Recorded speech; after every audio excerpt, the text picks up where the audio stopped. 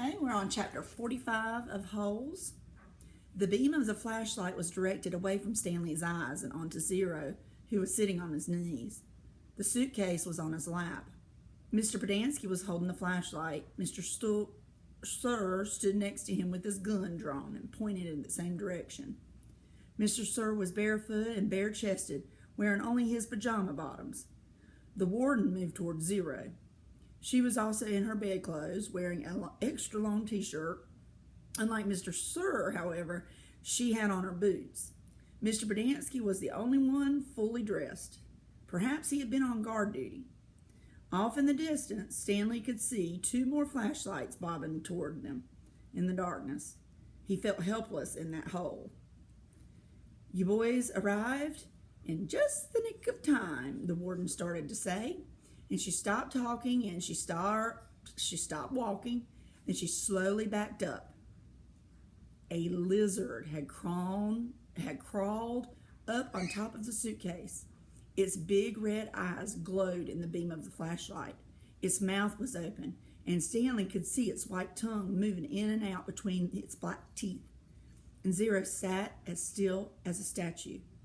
A second lizard crawled up over the side of the suitcase and stopped less than an inch away from Zero's little finger.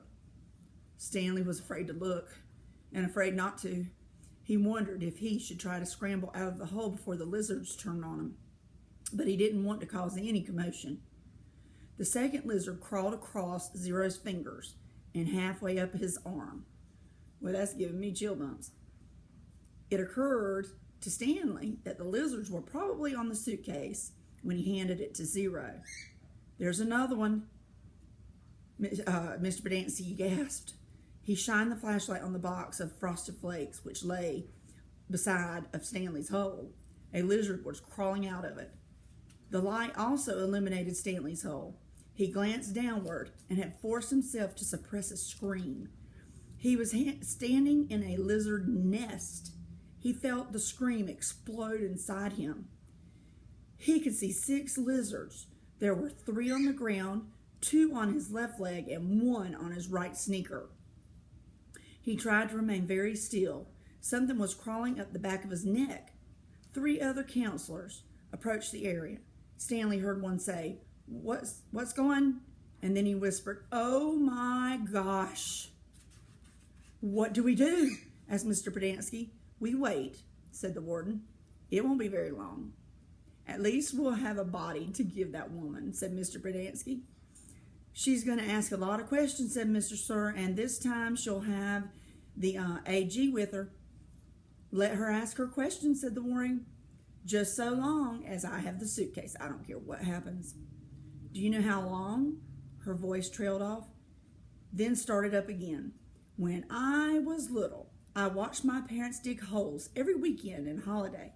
When I got bigger, I had to dig them too, even on Christmas."